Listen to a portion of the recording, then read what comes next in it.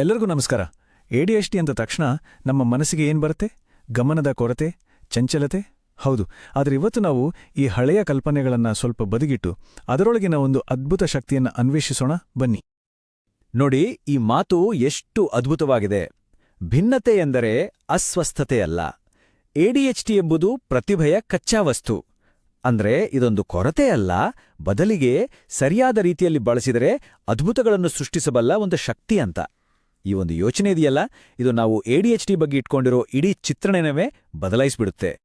ಹಾಗಾದ್ರೆ ನಿಜವಾಗ್ಲೂ ADHD ಅನ್ನೋದು ಒಂದು ದೋಷಾನ, ಒಂದು ಸಮಸ್ಯೆನಾ, ಅಥವಾ ಅದೊಂದು ಬೇರೆ ತರಹದ ಆಪರೇಟಿಂಗ್ ಸಿಸ್ಟಮ್ ಇರಬಹುದಾ?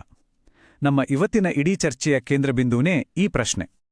ಸರಿ, ಹಾಗಿದ್ರೆ ಬನ್ನಿ ಈ ವಿಷಯದ ಆಳಕ್ಕೆ ಇಳಿಯೋಣ. ಮೊದಲು ADHDಯ ಸುತ್ತ ಇರುವೊಂದು ವಿರೋಧಾಭಾಸವನ್ನ, ಒಂದು ಪ್ಯಾರಾಡಾಕ್ಸ್ ಅನ್ನ ಅರ್ಥ ಮಾಡ್ಕೋಬೇಕು.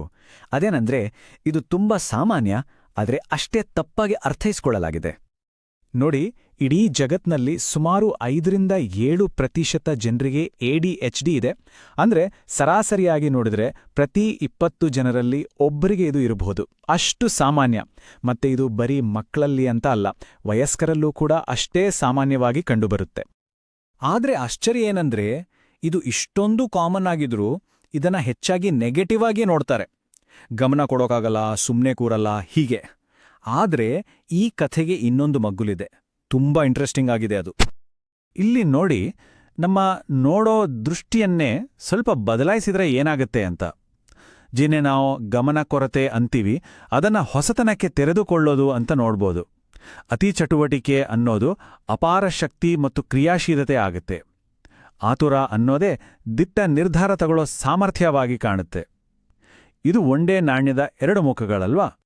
ಹಾಗಾದ್ರೆ ADH ಮೆದುಳಿನಲ್ಲಿ ಏನೋ ಪ್ರಾಬ್ಲಮ್ ಇದೆ ಅಂತ ಯೋಚನೆ ಮಾಡೋ ಬದಲು ಅದೊಂದು ಬೇರೆ ತರಹದ ಒಂದು ವಿಭಿನ್ನ ಆಪರೇಟಿಂಗ್ ಸಿಸ್ಟಮ್ ಅನ್ಕೊಂಡ್ರೆ?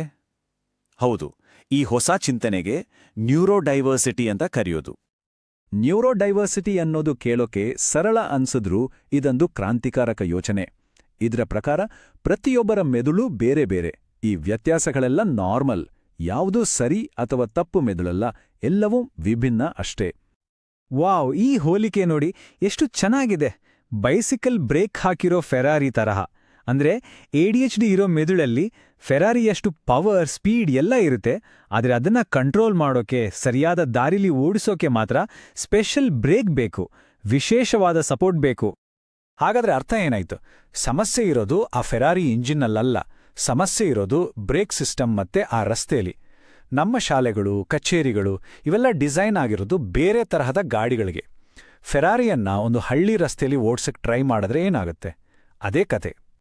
ಸರಿ, ಹಾಗಿದ್ರೆ ಈ ವಿಭಿನ್ನ ಆಪರೇಟಿಂಗ್ ಸಿಸ್ಟಮ್ಗೆ ಸರಿಹೊಂದುವ ಹಾಗೆ ನಾವು ರಸ್ತೆನೇ ಬದಲಾಯಿಸಿದ್ರೆ, ಅದನ್ನ ಅರ್ಥ ಮಾಡ್ಕೊಂಡ್ರೆ, ಆಗ ADHDಯ ನಿಜವಾದ ಶಕ್ತಿ, ಕೆಲವರು ಹೇಳೋ ಹಾಗೆ ಅದರ ಸೂಪರ್ ಪವರ್ಸನ್ನ ಹೇಗೆ ಅನ್ಲಾಕ್ ಮಾಡಬಹುದು ನೋಡೋಣ ಬನ್ನಿ. ಮೊದಲನೇದು ಹೈಪೋಫೋಕಸ್. ಅಂದ್ರೆ ತಮ್ಗೆ ಇಷ್ಟವಾದ ವಿಷಯದಲ್ಲಿ ಗಂಟೆಗಟ್ಲೆ ಹೊರಗಿನ ಪ್ರಪಂಚವನ್ನೇ ಮರೆತುಬಿಟ್ಟು ಸಂಪೂರ್ಣವಾಗಿ ಲೀನವಾಗಿಬಿಡೋ ಸಾಮರ್ಥ್ಯ. ಎರಡನೇದು ಡೈವರ್ಜೆಂಟ್ ಥಿಂಕಿಂಗ್ ಅಥವಾ ಭಿನ್ನಾಭಿಪ್ರಾಯದ ಚಿಂತನೆ. ಅಂದ್ರೆ ಬೇರೆಯವರಿಗೆ ಕಾಣಿಸದೇ ಇರೋ ಕನೆಕ್ಷನ್ಗಳನ್ನು ನೋಡಿ ಔಟ್ ಆಫ್ ದ ಬಾಕ್ಸ್ ಯೋಚನೆ ಮಾಡೋದು. ಇನ್ನು ಮೂರನೇದು ಯಾವುದೇ ಪರಿಸ್ಥಿತಿಗೆ ಬೇಗ ಹೊಂದಿಕೊಳ್ಳೋ ಅದ್ಭುತ ಶಕ್ತಿ ಮತ್ತು ಎನರ್ಜಿ. ಇವೆಲ್ಲ ಬರೀ ಥಿಯರಿ ಅಲ್ಲ, ನಿಜ ಜೀವನದಲ್ಲೂ ನೋಡಬಹುದು. ಒಂದೇ ರಾತ್ರಿಯಲ್ಲಿ ಇಡೀ ಪೋರ್ಟ್ಫೋಲಿಯೋ ರೆಡಿ ಮಾಡೋ ಆರ್ಟಿಸ್ಟ್ಗಳು, ಇದ್ದಕ್ಕಿದ್ದಾಗೆ ಬರೋ ಕಷ್ಟದ ಸಮಯದಲ್ಲಿ ತಕ್ಷಣ ಹೊಸ ಪ್ಲಾನ್ ಮಾಡೋ ಬಿಸ್ನೆಸ್ ಮೆನ್ಗಳು, ತಮ್ಮ ಎನರ್ಜಿಯಿಂದ ಇಡೀ ಟೀಮ್ಗೆ ಸ್ಫೂರ್ತಿ ತುಂಬೋ ಸಹೋದ್ಯೋಗಿಗಳು, ಇವೆಲ್ಲ ಈ ಸೂಪರ್ ಪವರ್ಗಳಿಗೆ ಜೀವಂತ ಉದಾಹರಣೆಗಳು. ಹಾಗಾದರೆ ಇದಕ್ಕೆ ಪರಿಹಾರ ಏನೋ? ವ್ಯಕ್ತಿಯನ್ನೇ ಬದಲಾಯಿಸೋಕೆ ಪ್ರಯತ್ನ ಪಡೋದು ಸರಿನಾ? ಅಥವಾ ಅವರ ಪ್ರತಿಭೆ ಅರಳೋಕೆ ಬೇಕಾದ ವಾತಾವರಣವನ್ನೇ ನಾವು ಸೃಷ್ಟಿ ಮಾಡಬೇಕಾ? ನಮ್ಮ ಸುತ್ತಮುತ್ತಲಿನ ವ್ಯವಸ್ಥೆಗಳನ್ನೇ ರೀಡಿಸೈನ್ ಮಾಡಬೇಕಾ? ಇಲ್ಲಿ ಕೆಲವು ಪ್ರಾಕ್ಟಿಕಲ್ ಐಡಿಯಾಗಳಿವೆ ನೋಡಿ. ಮನೆಯಲ್ಲಿ ಸಮಯವನ್ನ ಕಣ್ಣಿಗೆ ಕಾಣೋ ಹಾಗೆ ಮಾಡೋಕೆ ವಿಜುವಲ್ ಟೈಮರ್ಗಳು, ಆಫೀಸ್ನಲ್ಲಿ ಗಮನ ಬೇರೆ ಕಡೆ ಹೋಗದೆ ಇರೋ ಹಾಗೆ ನಾಯ್ಸ್ ಕ್ಯಾನ್ಸಲಿಂಗ್ ಹೆಡ್ಫೋನ್ಸ್, ತುಂಬಾನೇ ಸ್ಟ್ರಿಕ್ಟ್ ರೂಲ್ಸ್ ಬದಲು ಫ್ಲೆಕ್ಸಿಬಲ್ ಆಗಿರೋ ಹ್ಯಾಬಿಟ್ಸ್ ಅನ್ನ ಬೆಳೆಸ್ಕೊಳ್ಳೋದು. ಈ ತರಹದ ಸಣ್ಣ ಸಣ್ಣ ಬದಲಾವಣೆಗಳು ADHD ಮೆದುಳಿಗೆ ಹೊಂದಿಕೊಂಡು ಕೆಲಸ ಮಾಡೋಕೆ ಅದ್ಭುತವಾಗಿ ಸಹಾಯ ಮಾಡುತ್ತೆ. ಹಾಗಾಗಿ ನಮ್ಮ ಗುರಿ ಕೇವಲ ಅವರಿಗಾಗಿ ಹೊಂದಿಕೊಳ್ಳೋದಲ್ಲ, ಬದಲಿಗೆ ಅವರ ಶಕ್ತಿಯನ್ನ ಗುರುತಿಸಿ ಅದಕ್ಕೆ ಇನ್ನಷ್ಟು ಶಕ್ತಿ ತುಂಬೋದು. ಅಂದ್ರೆ ಕೇವಲ ಅಕಾಮಡೇಷನ್ ಇಂದ ಎಂಪವರ್ಮೆಂಟ್ ಕಡೆಗೆ ಹೋಗೋದು. ಅದೇ ನಿಜವಾದ ಬದಲಾವಣೆ. ಇದು ಸಾಧ್ಯ ಅಂತ ತೋರಿಸೋಕೆ ಜಗತ್ತಿನಾದ್ಯಂತ ಅದೆಷ್ಟೋ ಉದಾಹರಣೆಗಳಿವೆ. ಒಲಿಂಪಿಕ್ ಚಾಂಪಿಯನ್ ಸಿಮೋನ್ ಬಾಯಲ್ಸ್, ಬಿಸ್ನೆಸ್ ದೈತ್ಯ ರಿಚರ್ಡ್ ಬ್ರಾನ್ಸನ್, ನಟ ವಿಲ್ ಸ್ಮಿತ್ ಇವರೆಲ್ಲ ADHDಯೊಂದಿಗೆ ಯಶಸ್ಸಿನ ಶಿಖರವನ್ನೇ ಏರಿದವರು. ಅವರು ತಮ್ಮ ವಿಭಿನ್ನತೆಯನ್ನೇ ತಮ್ಮ ಅತಿ ದೊಡ್ಡ ಶಕ್ತಿಯನ್ನಾಗಿ ಮಾಡಿಕೊಂಡ್ರು. ಹಾಗಾದ್ರೆ ಕೊನೆಯದಾಗಿ ಈ ಒಂದು ಪ್ರಶ್ನೆಯನ್ನ ಯೋಚನೆ ಮಾಡಿ.